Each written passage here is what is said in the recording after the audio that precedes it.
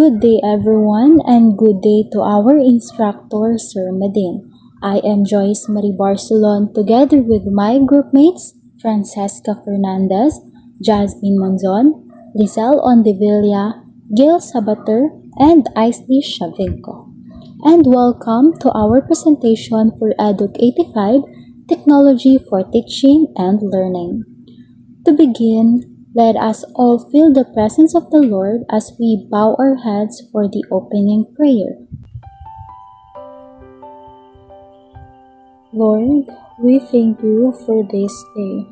Guide us as we discuss our lesson today and give us wisdom, knowledge, and understanding so that we may share and learn well.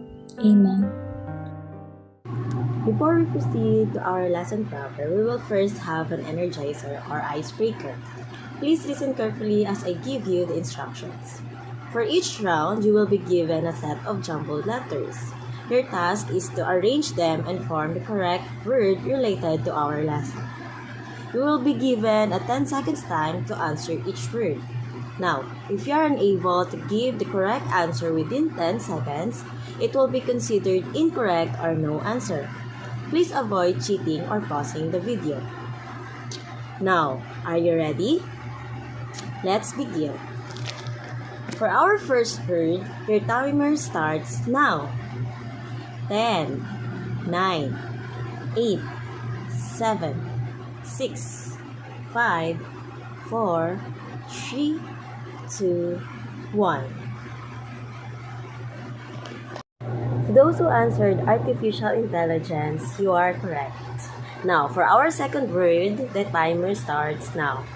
10, 9, 8, 7, 6, 5, 4, 3, 2, 1. Now, let's reveal the answer.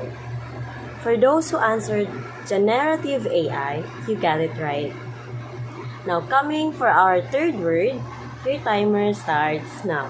10, 9, 8, 7, 6, 5, 4, 3, 2, 1.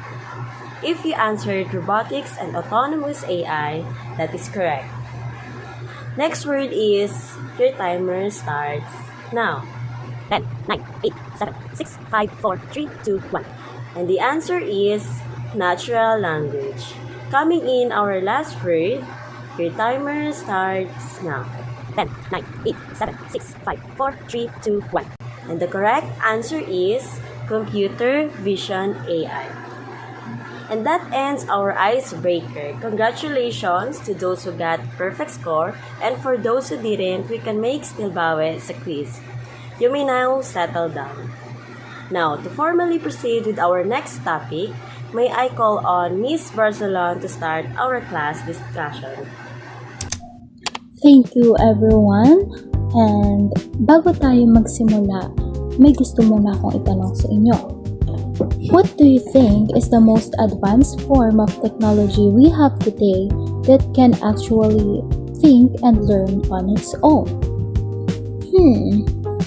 Kung isa ang AI sa iniisip nyo, you are right. For today's lesson, we are going to dive deep into this powerful technology that is shaping our world, our future, and definitely the future of education. So, are you ready? Let's go! And this is our topic, the artificial intelligence or AI. So first, let's talk about its definition. Ano nga ba ang AI? So basically, artificial intelligence or AI is a branch of computer science. Its main goal, ayan, makikita natin sa PowerPoint. Its main goal is to create machines, systems, and software na kayang gumawa ng mga task na usually tao lang ang nakakagawa. And ano nga ba yung mga task na yun? These tasks include reasoning, problem solving, decision making, understanding language, recognizing images, and learning from experience. Parang tao lang din.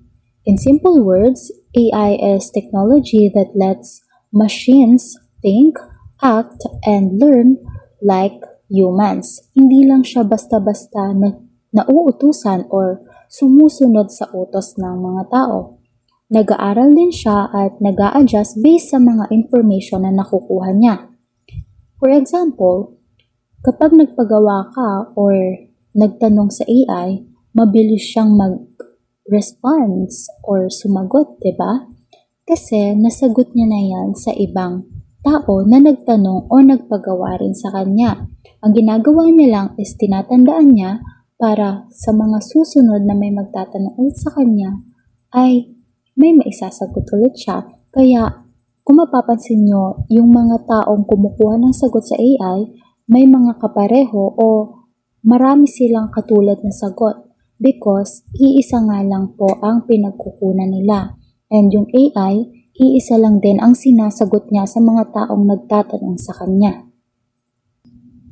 Now, let's move to the history of AI.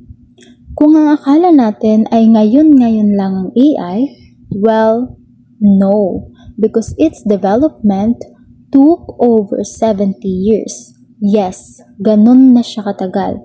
And hindi ito bigla ang lumabas or nag-appear because it evolved step by step. So, isa-isahin natin. It all started between 1940s and 1950s.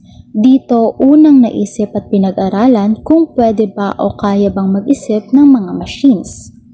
In 1950, mathematician Alan Turing published a famous paper asking the question, "Can machines think?" Gumawa siya ng mga test para malaman kung matalino ba talaga yung mga machine at kung equal ba yung kaalaman nila sa intelligence ng mga tao. At yung test na yun is tinatawag na Turing test.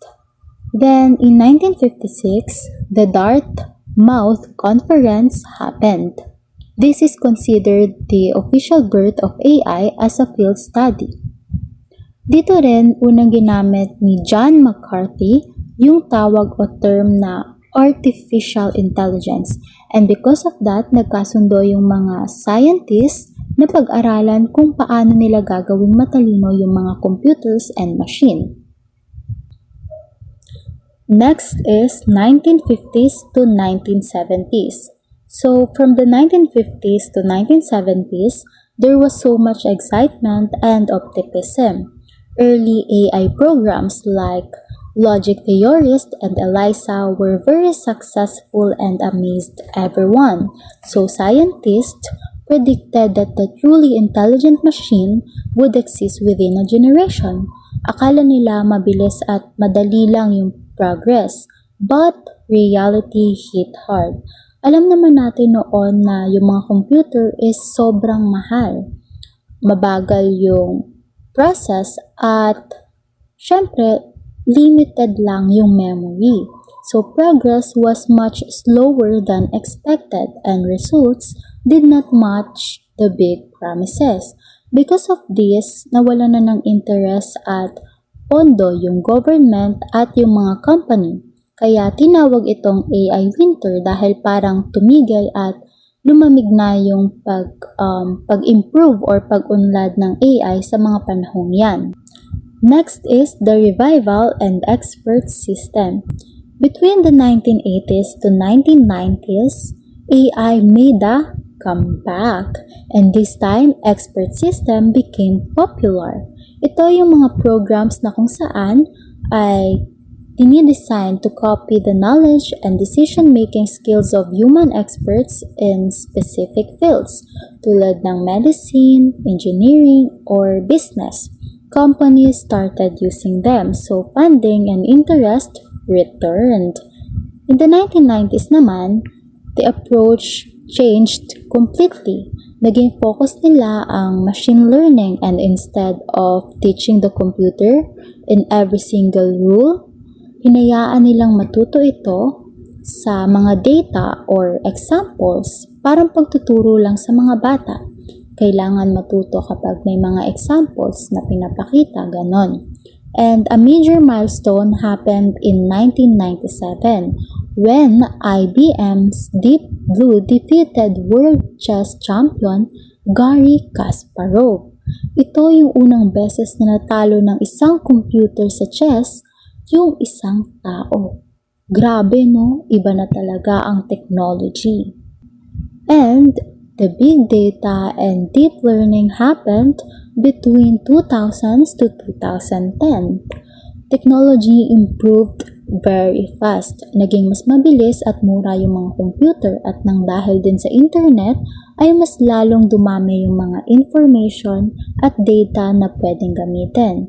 We call this big data. Ito yung nagbigay ng pagkakataon sa mga AI na mas matuto palalo. And this was also the rise of deep learning. Ito naman yung machine learning na parang ginagaya yung paraan ng pag-iisip ng utak ng isang tao. During this time, AI could already recognize speech, faces, or image accurately. 'Di ba? Alam naman natin. Example na nun, yung mga Siri, Alexa, and Google Assistant. And noong 2016, Google Assistant or Google AlphaGo pala, rather, made history by defeating the world champion in the game Go, a game that was thought to be too complex for machines to master. Isipin niyo yun, natalo na naman ng machine yung world champion in the game Go. Grabe talaga. Now, in 2020s to present, ito na yung tinatawag na generative AI era. We are now in what we call generative AI era. This is the biggest change of all. AI was only to analyze or make decisions before, and now AI can actually create new things. It can write essays, stories, code, make images, music, and even videos. Sarili niya nang nagagawa lahat ng yun. Kaya grabe talaga yung AI ngayon. And this is when famous tools like ChatGPT, Gemini, Microsoft Copilot, doon sila na-released. Ito yung time na na-release yung mga AI or websites na yan. And right now, AI is no longer just a research project. It is everywhere in our phones, schools, hospitals, and kahit sa mga workplace. It has officially became part of our daily lives. So, yun. To summarize, the history of AI is from a simple theory in the 1950s. Through challenges and slow progress, AI has evolved into the powerful technology we use today, intelligent, helpful, and constantly improving. So that's it for the definition and history of AI. So now let's talk about the next the next subtopic that will be discussed by one of my groupmates. So thank you for listening, everyone. So now that we have finished discussing the history and definition of AI, we will now then proceed to its types. So maraming types ang AI. First, we will discuss the machine learning AI. When we say machine learning AI, it is a type of AI that learns from data and improves its performance without being explicitly programmed for every task.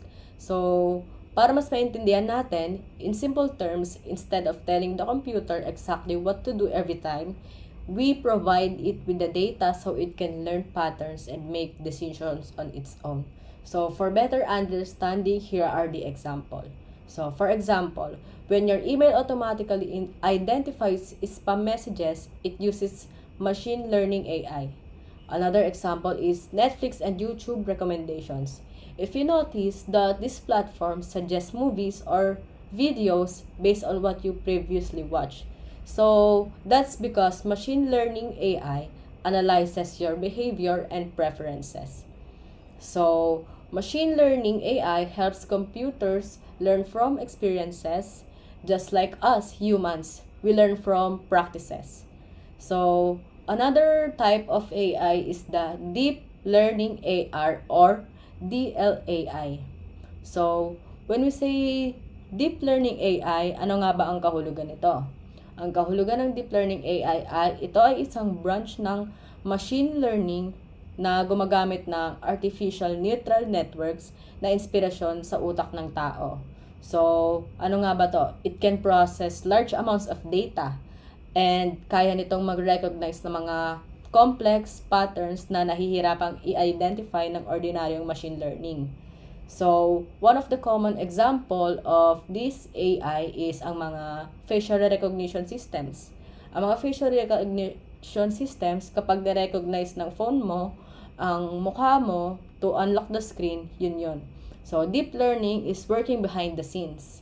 So, another example for better understanding is ang self-driving cars.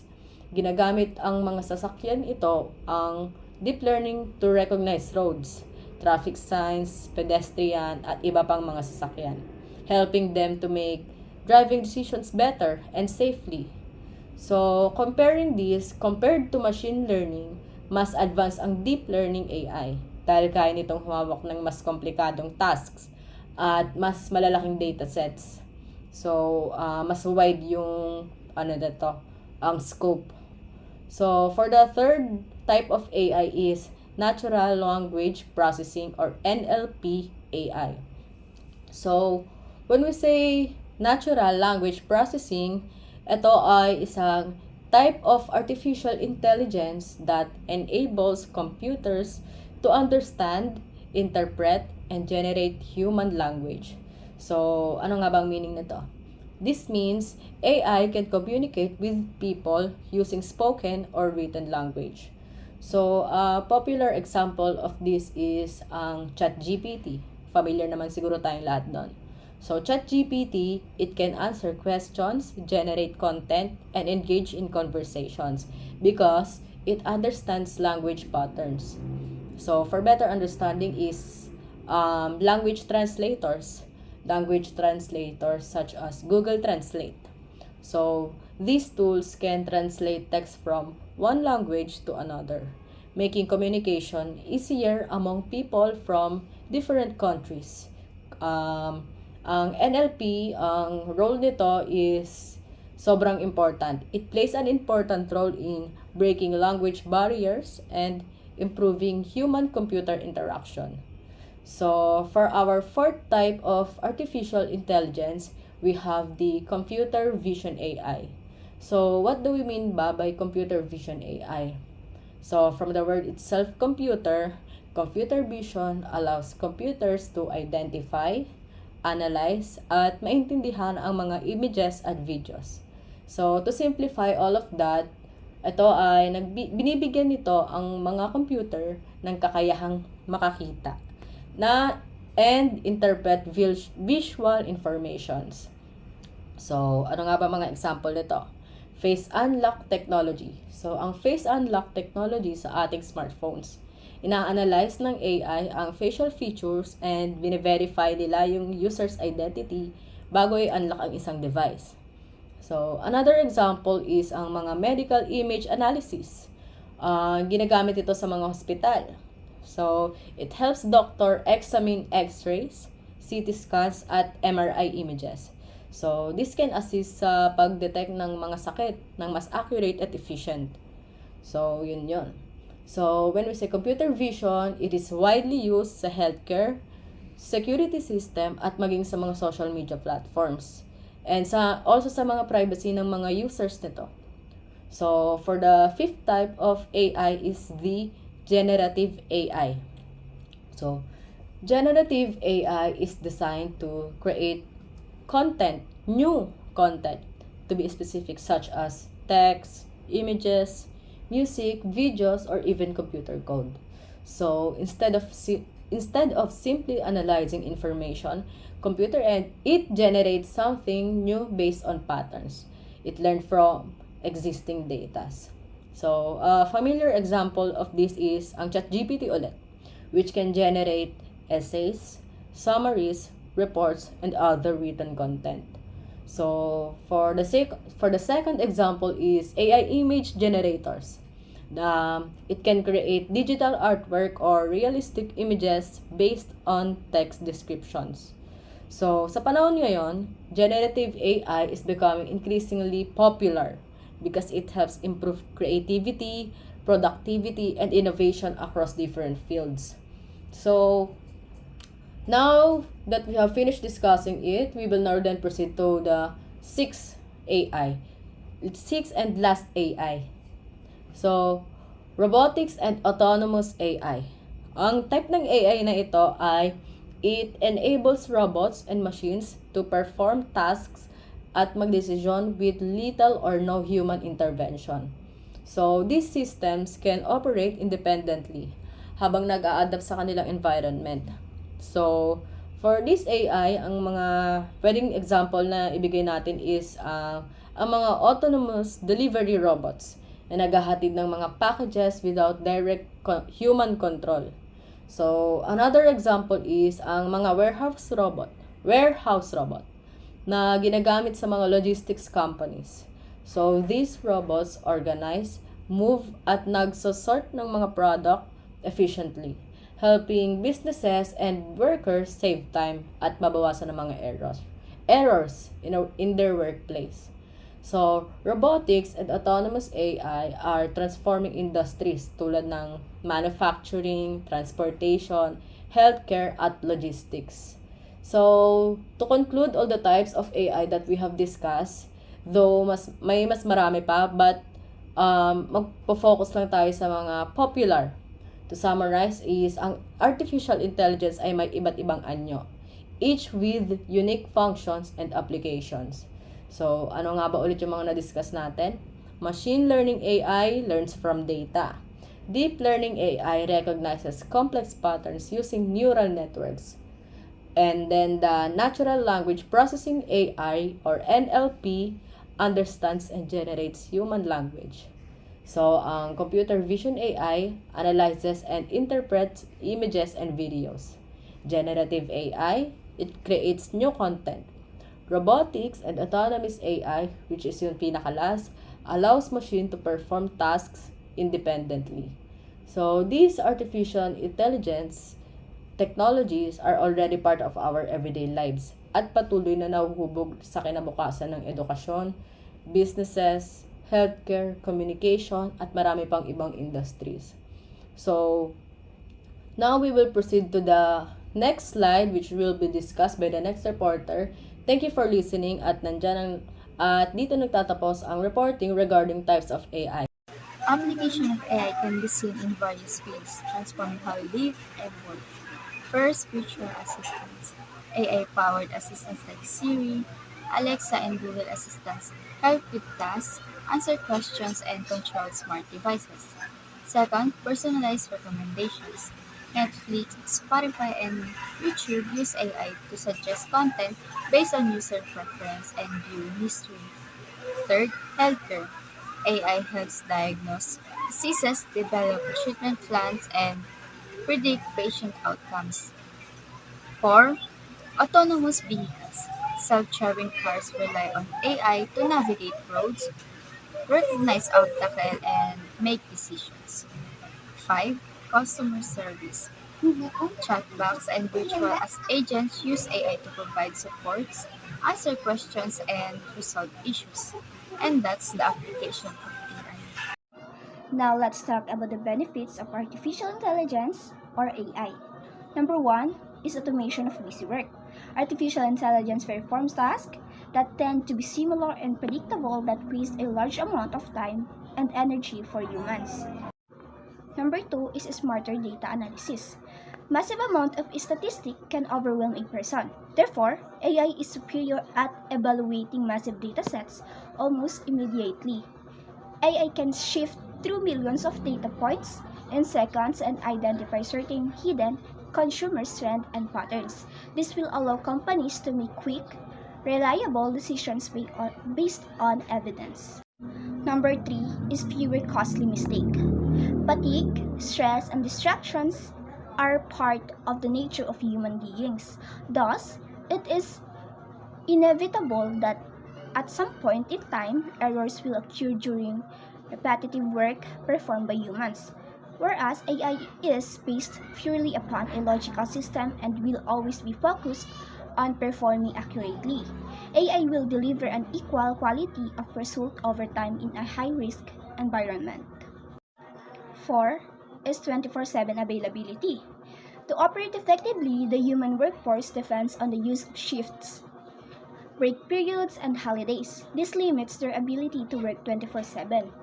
AI systems do not have this issue. They can work 24 hours a day without reducing performance levels. Thus, you will be able to monitor systems, process data, and respond to customers at any time of the day. Number 5 is faster medical diagnostics. In a field of medicine, the early detection of disease is essential in terms of survival. By using AI algorithm to cross-check medical imaging data for each individual patients, such as X-rays and MRIs, against millions of historical records at once, providers can identify potential problems very quickly. And last, the number 6 is personalized learning. The conventional method of teaching has always been a universal method, but unfortunately, it does not address individual students' needs. Therefore, some students achieve their goals and some students don't. The AI provides each student with an individualized lesson by assessing the strengths and weaknesses of each student through the lessons and making changes immediately to those lessons when required. Yan, thank you, Miss Fernandez. Those are indeed the benefits of AI or artificial intelligence. However, do you guys know the saying of too much of anything is bad? Therefore, with today's rapid increase in use of AI or artificial intelligence, it also poses risks and challenges to our world. And those are number 1, cybersecurity threats. So let's read the PowerPoint over here. AI is known for cloning pictures and voices of famous actors, which is extremely dangerous as it promotes the risk of identity theft. Example, a famous doctor or content creator named Doc Alvin had this video cloned by AI. The video is about promoting a medication that was not proven safe to consume.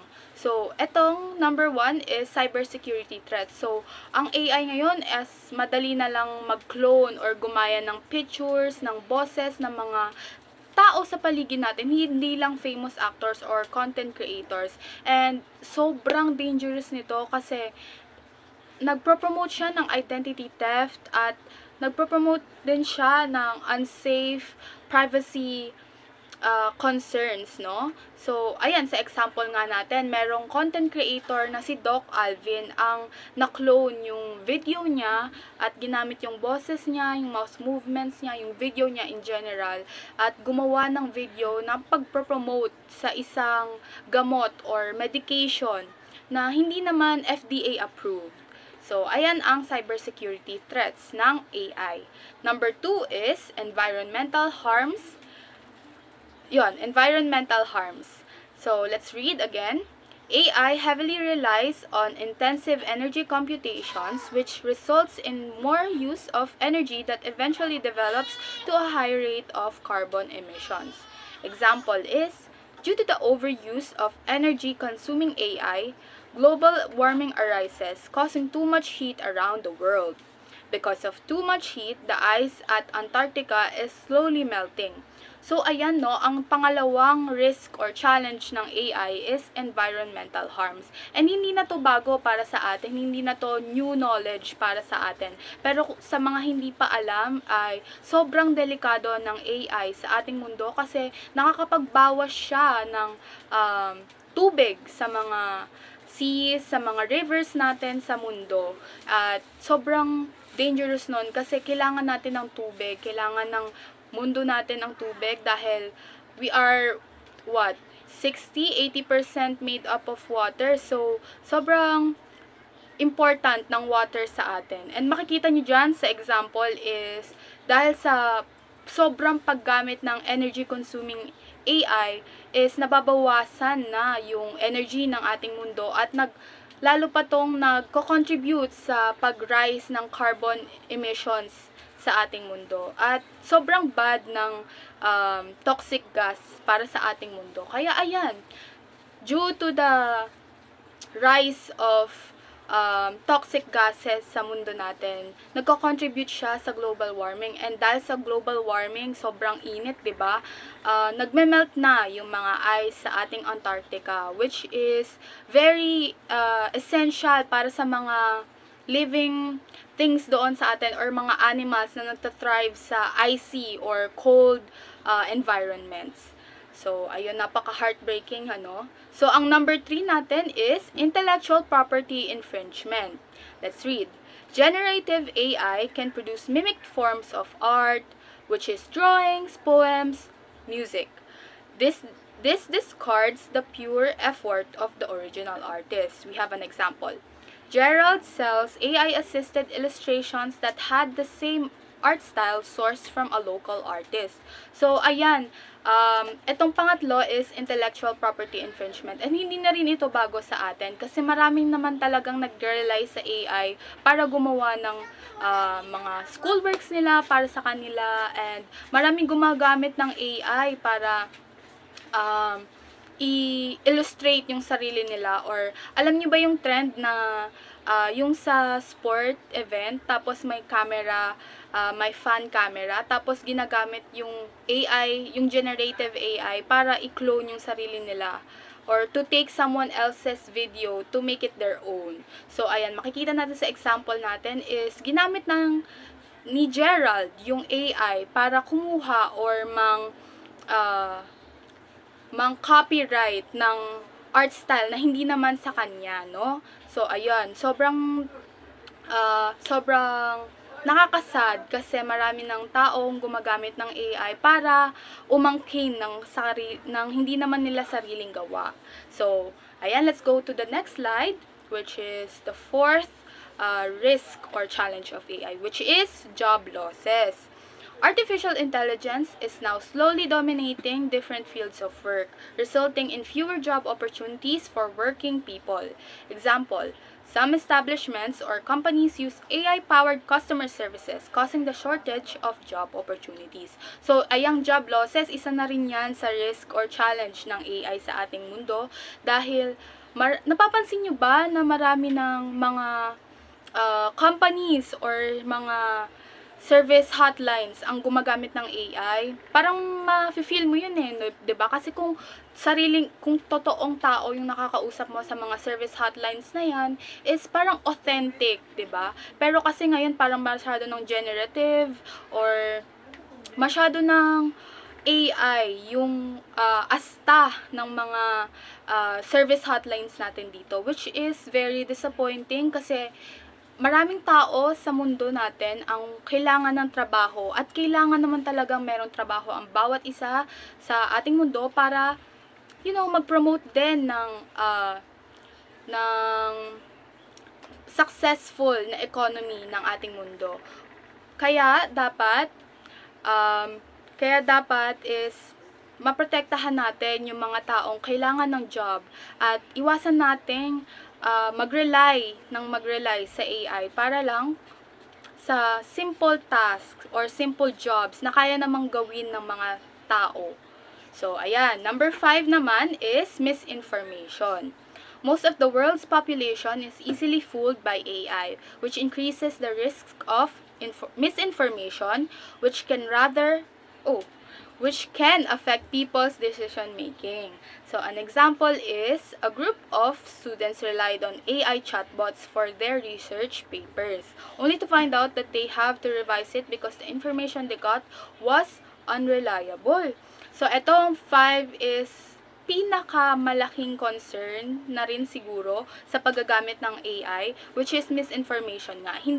Kung makikita nyo sa ChatGPT, aaminin ko na gumamit na rin ako ng ChatGPT once in my life or more than once in my life.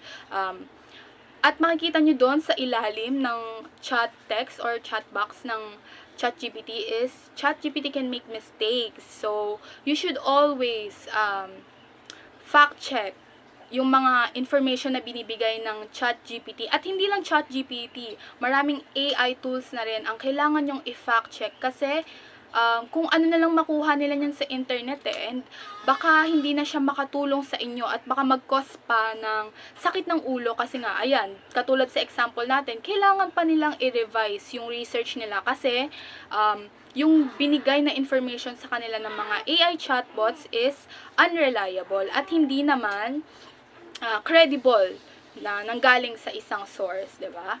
So, ayun ang mga challenges at risks of AI. Again, first is cybersecurity threats. Number 2 is environmental harms. Number 3 is intellectual property infringement. At number 4, job losses. And lastly, misinformation. So these are the risks and challenges of AI in our world. So hopefully, we find a way to solve these risks and challenges one by one. Let us promote a responsible and etiquette way of using AI for the betterment of our entire world. Thank you.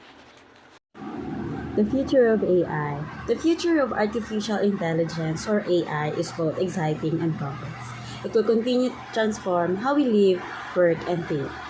Now, to further discuss the future of AI, allow me to give you a list of possible situational examples. One of the examples is the smarter everyday AI. AI will become more human-like and helpful. Better virtual assistants, like they understand emotions and context. AI that can plan, reason, and make decisions. More natural conversations like talking to a real person. Number 2 is revolution in healthcare. Early disease detection, even before symptoms. Personalized medicine based on your DNA. AI-assisted surgeries with high precision. Faster development of vaccines and treatments. Number 3, education will be personalized. AI tutors that adapt to your learning speed. Customized lessons based on your strengths and weaknesses. Less memorization and more critical thinking. Moving forward to number 4, jobs will change. It will not just disappear, but some of it will change. Some jobs will be automated. For example is the repetitive task. Ayan. One of the examples is yung customer services. Kapag tumawag ka sa kanila, 'di ba? Tapos kailangan mo ng help, mostly ang maririnig mo na sasagot doon is yung auto-generated script nila. So, yun ang isa sa mga examples. New jobs will be created like AI specialists, data analysis, then humans will work with AI, not just compete against it. AI would replace humans, but humans using AI will replace those who don't. Yan. For number 5, fully autonomous transportation. Self-driving cars will become more common. Katulad ng sa Tesla, di ba? Meron na silang mga cars or meron na silang invented cars na wherein uutusan mo lang yung car kung saan siya pupunta tapos dadalhin ka na niya doon.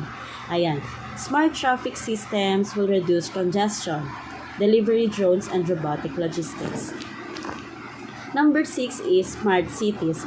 AI will manage traffic, energy, and waste, improve public safety and disaster response, more efficient urban planning.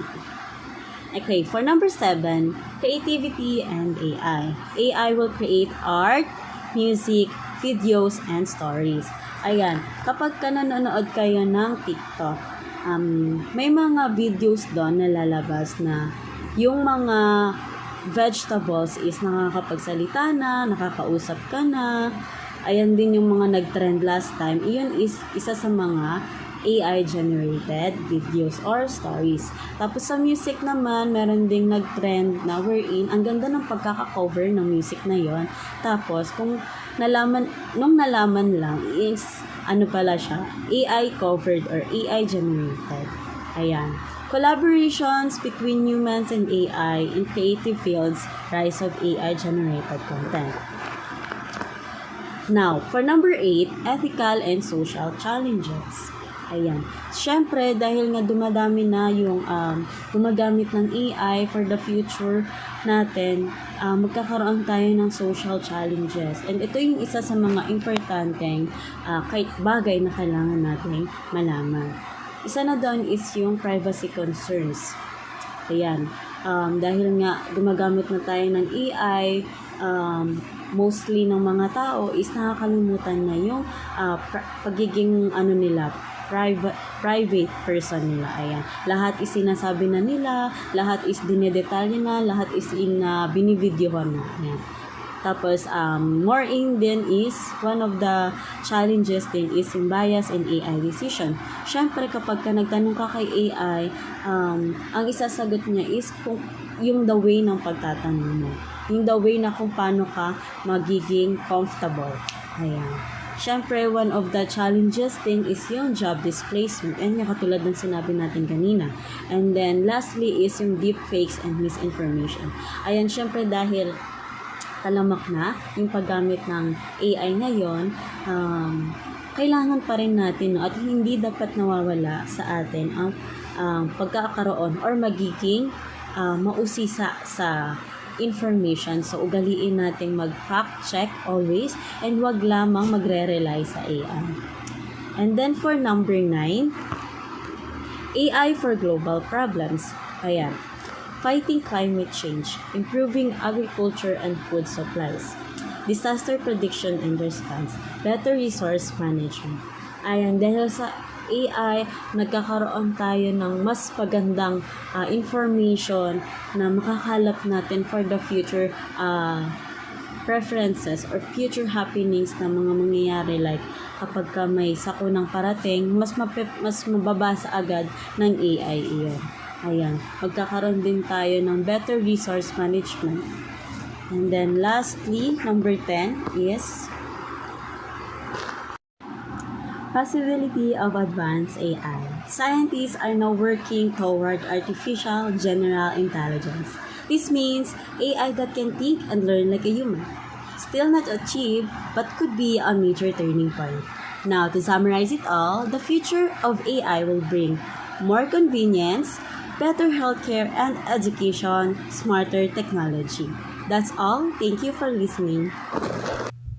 So, the conclusion of our report or presentation states that the future of AI will bring more convenience, better healthcare and education, smarter technology, but also challenges we must manage carefully, of course. Alright, now that we're done with our lesson for today, we have a little quiz just to test your knowledge if you learned anything new from our lesson. So I will read the instructions from right here. Instructions. Read the question carefully and answer it based on your understanding of artificial intelligence. Write your response in 5 to 8 complete sentences, explaining your ideas clearly and supporting them with relevant examples when possible. Here is the question, okay? Do you think artificial intelligence is more beneficial than harmful to society? Why or why not? Explain your answer using examples from everyday life. So, ayan, ngayong alam nyo na ang quiz natin, matetest talaga kung may natutunan ba kayo. And sana meron naman, di ba? Sana meron. At kung magtatanong man kayo kung saan isusulat ang aming quiz is, you can write it on a yellow pad paper, okay? A full pad paper. Doon nyo na lang isulat. At maraming salamat once again at sana may natutunan kayo at we really enjoyed teaching you about the scope of artificial intelligence. Thank you very much.